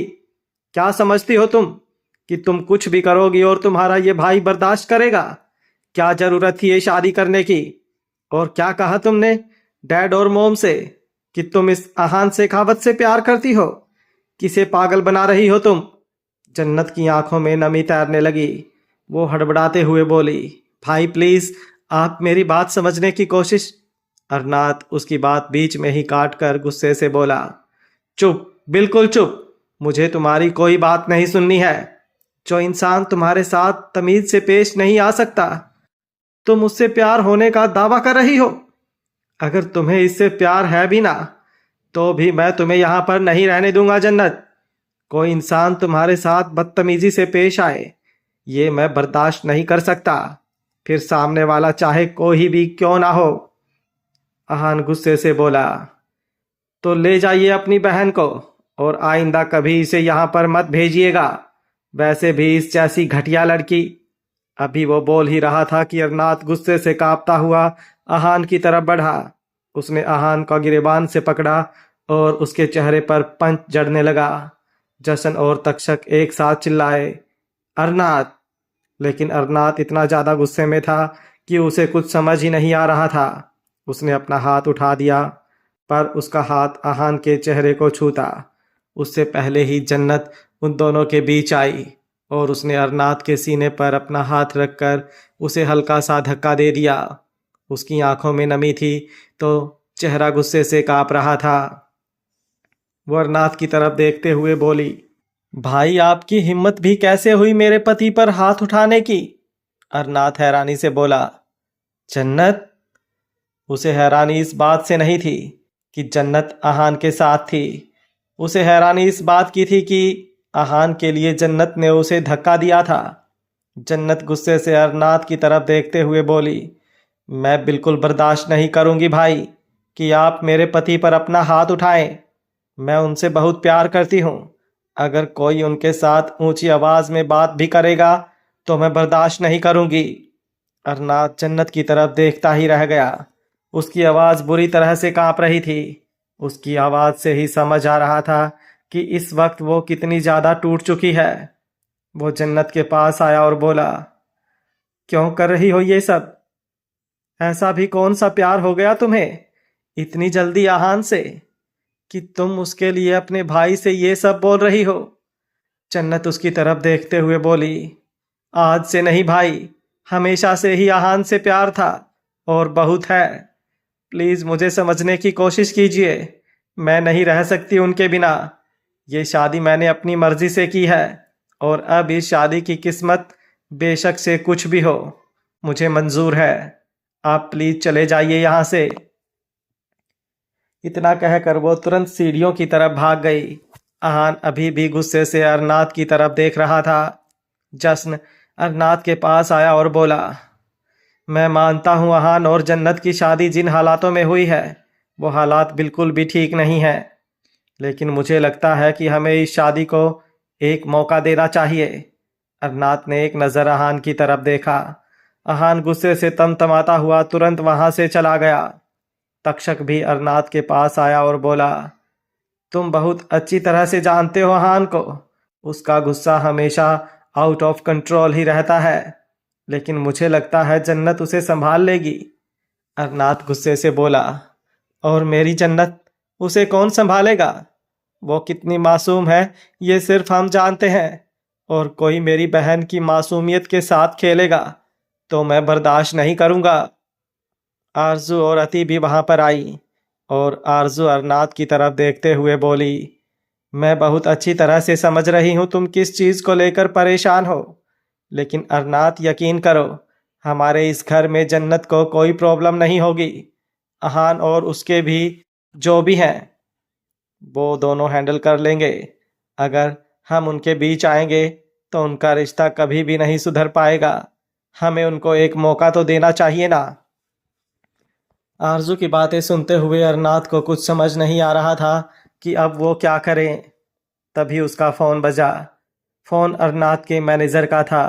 एक बार के लिए उसके फ़ोन को इग्नोर करना चाहा, लेकिन तभी कुछ सोचते हुए उसने फ़ोन रिसीव किया। सामने से जो कहा गया उसे सुनकर उसकी आंखें बड़ी हो गई। वो तुरंत शेखावत मेंशन से बाहर आकर अपनी गाड़ी में बैठकर वहां से निकल गया। वहीं कुछ देर पहले अरनाथ के जाने के बाद मीठी हॉस्पिटल से बाहर निकली मंचाबाई के कुछ आदमी अरनाथ और मीठी पर काफ़ी दिनों से अपनी नज़र रख रहे थे। मीठी जैसे ही इस हॉस्पिटल से बाहर निकली, वो आदमी मीठी का पीछा करने लगे। मीठी ने सोच लिया था कि वो अरनाथ से ज़रूर बोल रही थी कि हाँ, उसे कोठे पर जाना है, लेकिन वो कोठे पर नहीं जाना चाहती थी। जब से अरनाथ ने उसे छुआ था तब से वो खुद किसी और के साथ खुद को इमेजिन भी नहीं कर सकती थी।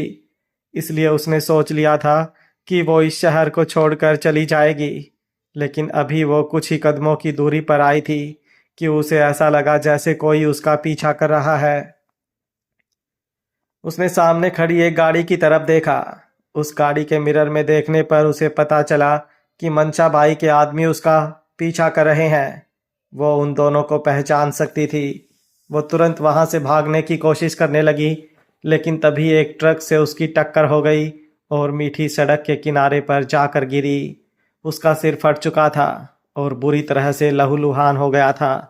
सड़क पर कांपती हुई मीठी अपनी सांसों के लिए लड़ रही थी और देखते देखते उसकी आंखें बंद हो गई। एक्सीडेंट होते देख सड़क पर भीड़ इकट्ठी होने लगी थी। कुछ लोगों ने तुरंत मीठी को वापस हॉस्पिटल में एडमिट करवा दिया।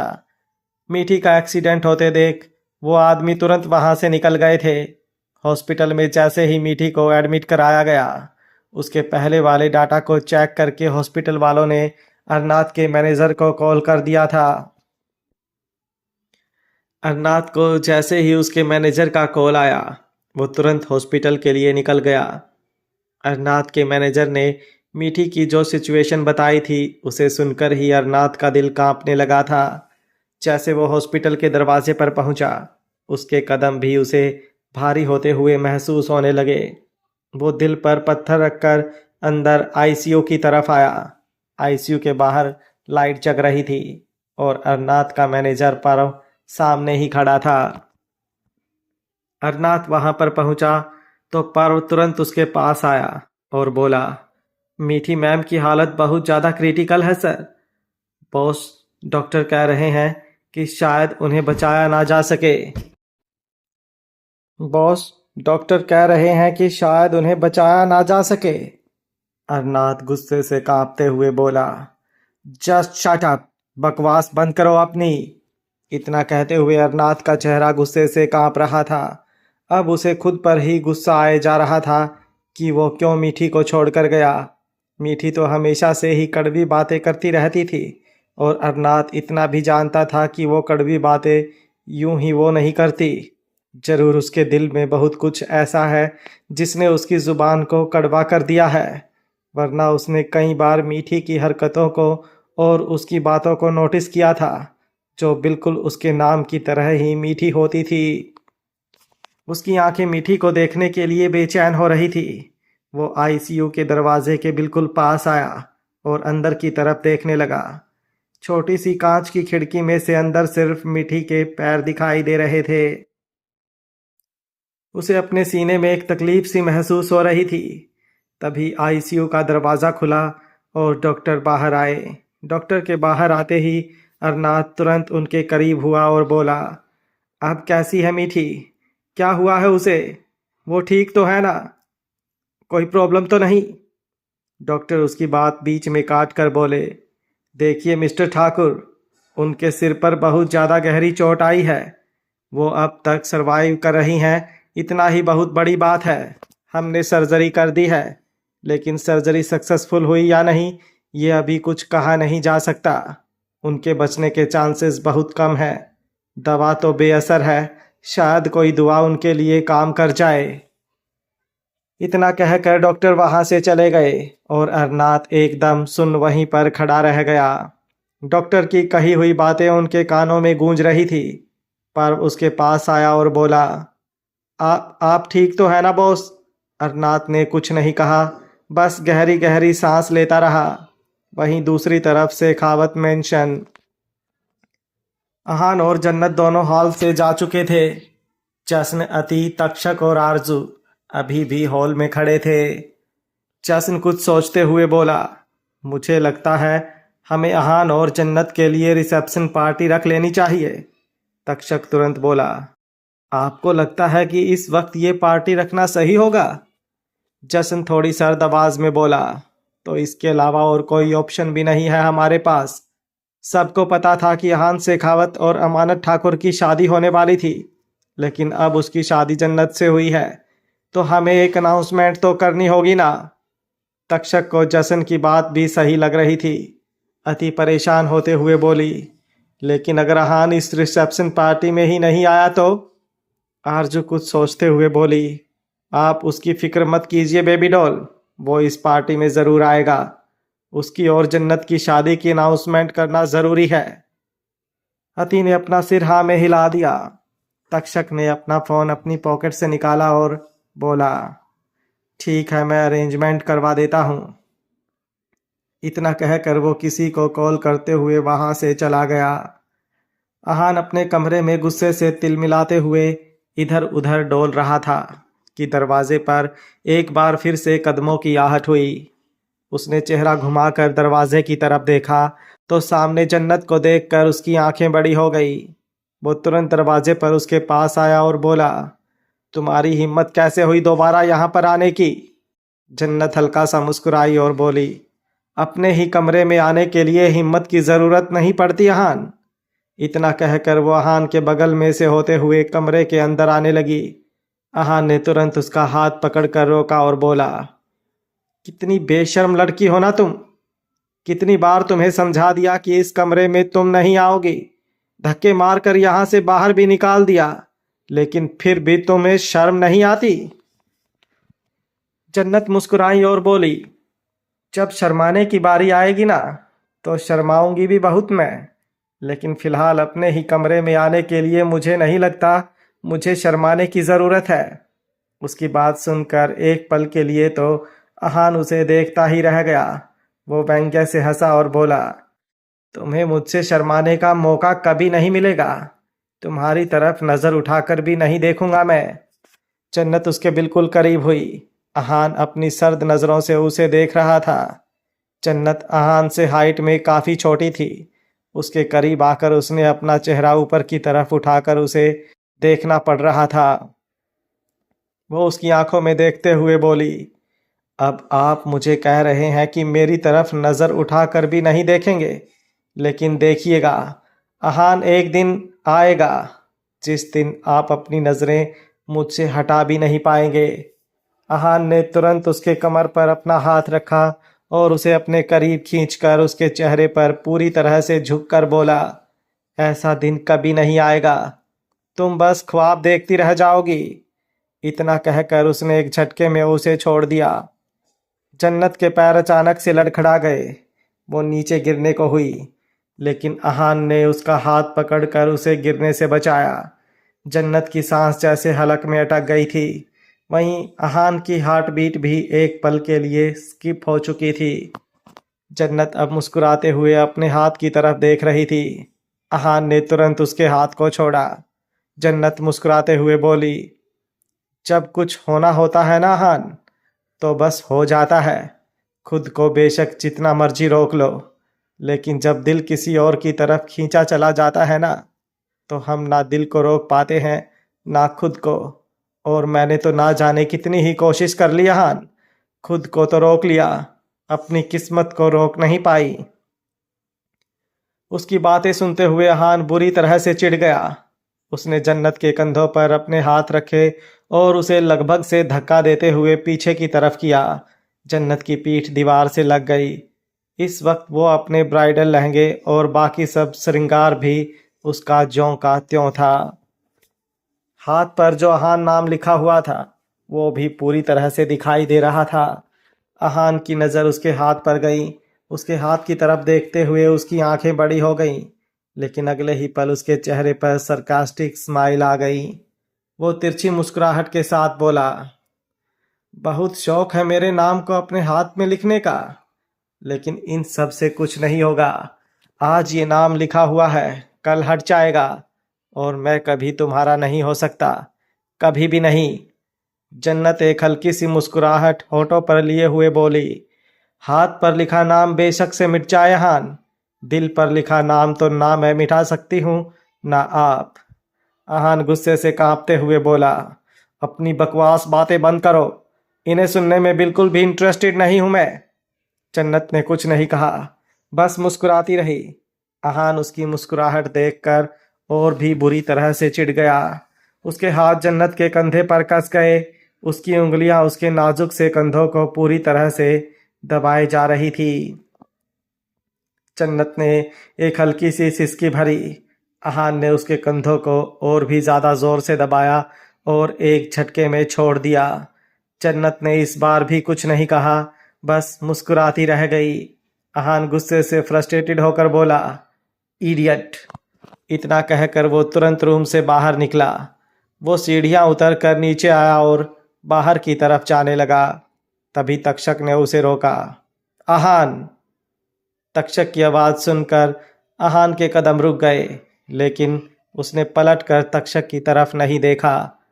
तक्षक उसके करीब आकर खड़ा हुआ और बोला, कल तुम्हारी और जन्नत की रिसेप्शन पार्टी है और मुझे कोई ड्रामा नहीं चाहिए।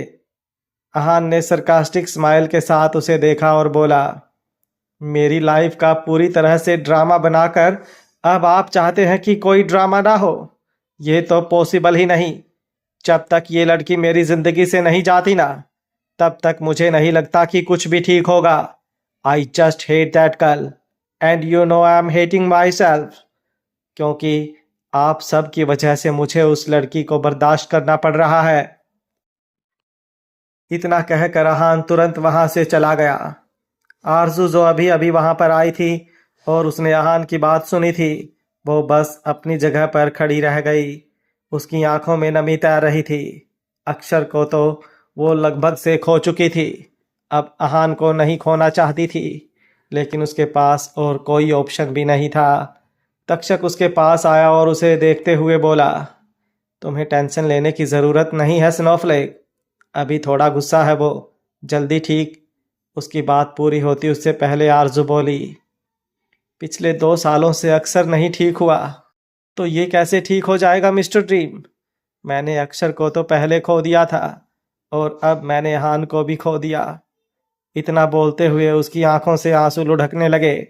तक्षक ने जल्दी से उसे अपने सीने से लगाया और बोला, ऐसा कुछ नहीं है स्नोफ्लेक, अक्सर भी वापस आएगा और अहान भी। तुम प्लीज़ रोना बंद करो। तुम जानती हो मैं तुम्हें रोते हुए नहीं देख सकता, मुझे हर्ट होता है। आरजू रोते हुए, कुछ ठीक नहीं होगा, ना ही अक्सर वापस आएगा और ना ही आहान का गुस्सा शांत होगा मिस्टर ड्रीम। ये सब मेरी वजह से हुआ है। तक्षक की आंखें थोड़ी बड़ी हो गई। वो पूछना चाहता था आरजू से कि आखिर ये सब हुआ कैसे, लेकिन आरजू को इन सब बातों से और ज़्यादा हर्ट होगा, इसलिए वो चुप रह गया। तक्षक तुरंत उसके होठों पर अपनी उंगली रखते हुए बोला, जो भी हुआ है वो यूं ही तो नहीं हुआ होगा ना स्नोफ्लेक। आई नो तुम सब जानती थी, लेकिन मुझे ट्रस्ट है तुम पर कि तुमने जो भी किया होगा वो सोच समझ कर किया होगा। सो प्लीज़ अब इस टॉपिक पर कोई बात नहीं होगी। आरजू बस उसकी तरफ देखती रह गई। राठौर मेंशन। रेयान अपने कमरे में आया। वो फ़ोन पर किसी से बात कर रहा था। जैसे ही वो अपने कमरे में आया, अचानक से उसकी आंखें बड़ी हो गईं। सामने ज़मीन पर अमानत नीचे गिरी हुई थी। वो ज़ोर से चिल्लाया, अमानत। वो तुरंत अमानत के पास आया और उसे अपनी गोद में उठा लिया। उसने उसे बेड पर लिटाया। उसकी चीखने की आवाज़ सुनकर आरती जी, तारा और निर्भय तीनों उसके कमरे में पहुंच चुके थे। रेयान अमानत का चेहरा थपथपाए जा रहा था। अमानत ने सुबह से कुछ भी खाया पिया नहीं था और ऊपर से प्रेगनेंसी में वीकनेस की वजह से वो बेहोश हो चुकी थी। रेयान उसके चेहरे को थपथपाते हुए बोला, अपनी आंखें खोलो ना अमानत, क्या हुआ तुम्हें? उसकी नज़र कमरे के दरवाजे पर खड़ी तारा पर गई। वो तारा को देखते हुए तुरंत बोला, मॉम प्लीज़ देखो ना अमानत को, क्या हुआ? तारा के चेहरे पर हद से ज़्यादा गुस्सा झलक रहा था। वो दांत पीसते हुए बोली, बेशक से किसी को कुछ भी हो, आई डोंट केयर। इतना कहकर वो तुरंत वहां से चली गई। निर्भय बस उसे जाते देखता रह गया। कितना हार्टलेस बिहेव कर रही थी तारा। पर वो ये बात भी बहुत अच्छी तरह से जानता था कि तारा अगर किसी बात पर नाराज हो तो उसकी नाराजगी यूं ही खत्म नहीं होती। निर्भय रेयान की तरफ देखते हुए बोला, तुम अमानत को संभालो, मैं अभी डॉक्टर को कॉल करता हूँ। रेयान ने अपना सिर हाँ में हिलाया। वो अमानत की बगल में बैठा और उसके हाथ पैर को सहलाने लगा। आरती जी उसके पास आई और बोली, शायद प्रेगनेंसी की वजह से ही बेहोश हो गई है, काफ़ी कमज़ोर भी दिखाई देती है, सुबह से कुछ खाया पिया नहीं होगा। रेयान आरती जी की तरफ देखते हुए बोला, तो बताओ ना दादी, अमानत को कैसे होश आएगा? आरती जी रेयान की तरफ देख रही थी। वो हमेशा से ही सबके लिए बहुत ज़्यादा प्रोटेक्टिव और केयरिंग रहा था। उन्हें नहीं पता था कि रेयान सच में अमानत से प्यार करता है या नहीं, लेकिन फ़िलहाल उसे देखते हुए तो ऐसा लग रहा था कि उसे अमानत की सच में बहुत ज़्यादा केयर है। कुछ देर बाद डॉक्टर वहाँ पर आए और उन्होंने अमानत का चेकअप किया। अमानत अभी भी बेहोश थी। डॉक्टर रेयान की तरफ देखते हुए बोले, मिस्टर राठौर, आपको आपकी वाइफ का अच्छे से ख्याल रखना होगा। उनकी प्रेगनेंसी में थोड़े कॉम्प्लिकेशंस हैं। अगर ऐसा ही चलता रहा तो मिसकैरेज होने के चांसेस बहुत ज़्यादा हैं। आई होप आप मेरी बात समझ रहे होंगे। रेयान ने अपना सिर हल्का सा हाँ में हिलाया। डॉक्टर ने गहरी सांस ली और बोला, मैंने फ़िलहाल इनको इंजेक्शन लगा दिए। जब भी इन्हें होश आ जाए प्लीज़ इन्हें अच्छे से खाना खिलाइएगा, और हाँ, हर 2 घंटे में इन्हें कुछ ना कुछ खिलाते रहिएगा। अब मैं चलता हूँ। इतना कहकर डॉक्टर वहाँ से चले गए। रेयान को अमानत का ख्याल रखने का कहकर आरती जी और निर्भय भी वहाँ से चले गए। उनके जाने के बाद भी रेयान अमानत के पास ही बैठा था। वो एकटक अमानत के चेहरे को देखता रहा और फिर तुरंत ही उसने अपनी नज़रें अमानत के चेहरे से हटा ली। उसकी आंखों में नमी तैर रही थी। वो बेहद तड़पती हुई आवाज़ में बोला, हसरत तुम्हें पाने की थी, पर किस्मत तो देखे दिलनशी, तुम भी ना मिले और हमने खुद को भी खो दिया। Shekhawat farm house. अक्षर अपने कमरे से बाहर निकला और जैसे ही वो अपने कमरे से बाहर निकला, हॉल में उसका ही इंतज़ार करती हुई प्याली उसकी तरफ आई। अक्षर ने उसे पूरी तरह से नज़रअंदाज किया और बाहर पार्किंग एरिया में आ गया। प्याली भी उसके पीछे पीछे ही पार्किंग एरिया में आ गई। अक्षर उसे घूरते हुए बोला, ये क्या बदतमीज़ी है? प्याली अपनी बाहों को बांधकर बोली, मैं कोई बदतमीज़ी नहीं कर रही हूँ, मुझे यहाँ नहीं रहना। अक्षर व्यंग्य से हंसा और बोला, अच्छा तो तुम्हें लगता है ऐसी बदतमीजी करके तुम यहाँ से चली जाओगी? तुम यहाँ से कहीं नहीं जाओगी। प्याली गुस्से से बोली, हाँ, आप मुझे यहाँ पर रखना चाहते थे कि मेरे साथ बार बार जबरदस्ती कर सकें। अक्षर गुस्से से बोला, कोई जबरदस्ती नहीं की है मैंने तुम्हारे साथ। प्याली तुरंत बोली, अच्छा जो अभी थोड़ी देर पहले हुआ वो क्या था? आपने मुझे जिस तरह से किस। बोलते बोलते वो चुप हो गई थी। अक्षर का चेहरा सर्द हो गया। वो गुस्से से दांत पीसते हुए बोला, तुम मुझे जो हरकत करने पर मजबूर करोगी वही हरकत होगी। Now just get lost. इतना कहकर अक्षर अपनी गाड़ी में बैठा। इस वक्त प्याली भी उस गाड़ी में बैठी और बोली, या तो अब आप मेरे साथ अंदर वापस चलेंगे या फिर मैं आपके साथ ही जाऊंगी। आप मुझे यहाँ से जाने नहीं देंगे तो मैं भी आपको कहीं नहीं जाने दूंगी। अक्षर घूरते हुए उसे देखता रहा, लेकिन फिर हल्का सा मुस्कुराकर उसने गाड़ी स्टार्ट की और बोला, ठीक है, वापस तो मैं नहीं जाऊंगा। तुम्हें मेरे साथ चलना है तो ठीक है, चलो। इतना कहकर उसने गाड़ी आगे बढ़ाई और देखते ही देखते उनकी गाड़ी शेखावत फार्म हाउस से बाहर निकलकर सड़क पर दौड़ने लगी।